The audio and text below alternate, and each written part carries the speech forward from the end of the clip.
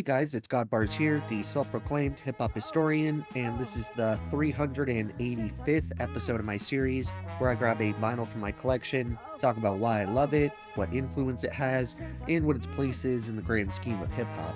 So Westside Gunn may not necessarily be a veteran of this channel, but he's slowly and steadily climbing his way up, which is likely due to the fact he has so many quality projects that I could cover at least one in every set of modern classics, and still really come nowhere close to running out of options, not including What Would Sheen Gun Do, the one-and-done debut album by Westside Gunn, Benny the Butcher, and Conway the Machine as Griselda. I've discussed solo albums like 2018's Supreme Blientele, also known as Chris Benoit, which is still Wes's magnum opus for me personally, and I also covered 2019's Fly God is an Awesome God, both of which I'll link down below in the description. It honestly might have made more sense for me to have picked Conway or Benny for this slot, since I've only reviewed one solo project from each, those being 2019's Everybody is Food 2, Eat What You Kill, and 2018's Tana Talk 3. But when I take a project like Reject 2 by Conway or The Plugs I Met by Benny the Butcher, as good as they are, they don't quite match up to Westside Gunn's 2020 LP Pray for Paris, though these are still both stellar releases that I'll definitely cover on the channel at some point. It's kind of crazy to me that it's already been 5 years since this thing dropped, because even though it came out around the same time as the other releases I mentioned, for some reason it doesn't feel that way to me. And even though I was actually a tiny bit disappointed with certain aspects of Pray for Paris the first time I heard it, I overall still enjoyed it quite a fair bit, and it's really grown on me over the years, as I appreciate Westside Gunn's attempt to switch up his time-tested formula a bit. This was mainly attained through the numerous guest appearances from pretty notable names that were definitely a surprise when they were announced, but at the end of the day, he's still not straying too far from his comfort zone, because by keeping the usual grimy boom-bap production and old-school feel, if anything, it's the features who have to tweak and adjust their styles as to fit into the Griselda cinematic universe. Probably the biggest disappointment for me when it comes to Pray for Paris is the group track with both Joey Badass and Tyler the Creator, who some hardcore fans may remember actually had some tension at one point, or at least it kind of appeared that way in the video with both Joey, Tyler, and the rest of Odd Future from an old interview. That little piece of trivia aside, I was super excited to hear what a collaboration between these two modern legends would sound like, especially since they were getting together on a Westside Gunn song.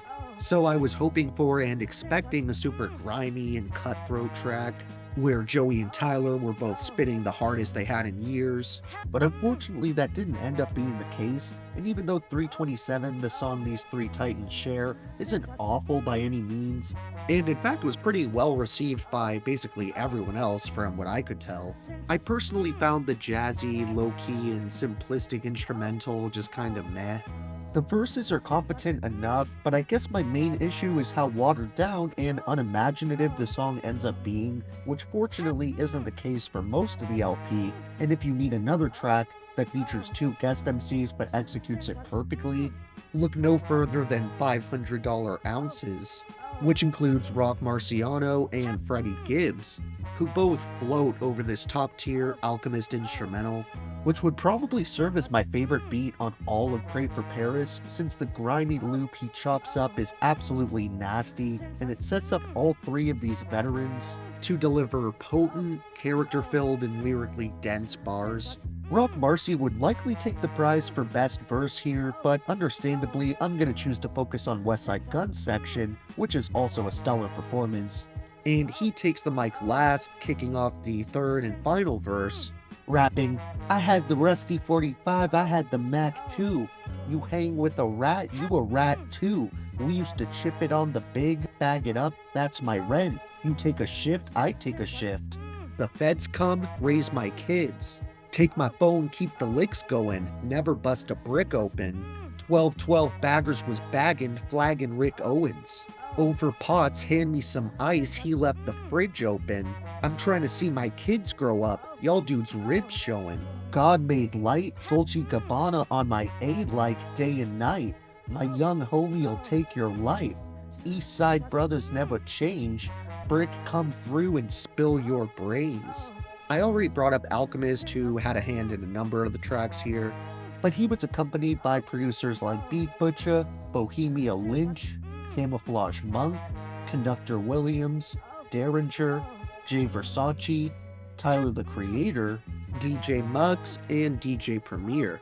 Of course, as I discussed earlier, Tyler also doubles as one of the featured artists on Pray for Paris, but while I already named a few others like Joey, Freddie, and Rock Marcy, we still have a number of other names that make appearances, including Wale, Benny the Butcher, Conway the Machine, Billy Esco, Joyce Rice, Keisha Plum, Cartier Williams, and Boldy James. When it comes to my honorable mentions for this one, I definitely have to recommend songs like No Vacancy, 327, Eurostep, Claiborne Kick, Sean vs. Flair, and Party with Pop Smoke. Then as for my overall top 3 favorites, I think I would have to go with $500 Ounces, Allah Sent Me, and George Bondo.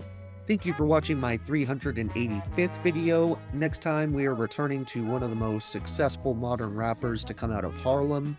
So check for that episode, and if you enjoyed, be sure to like, subscribe, and let me know what your favorite moments from this fan favorite are. Don't forget to have a great day, and I'll see you next time, okay? Alright.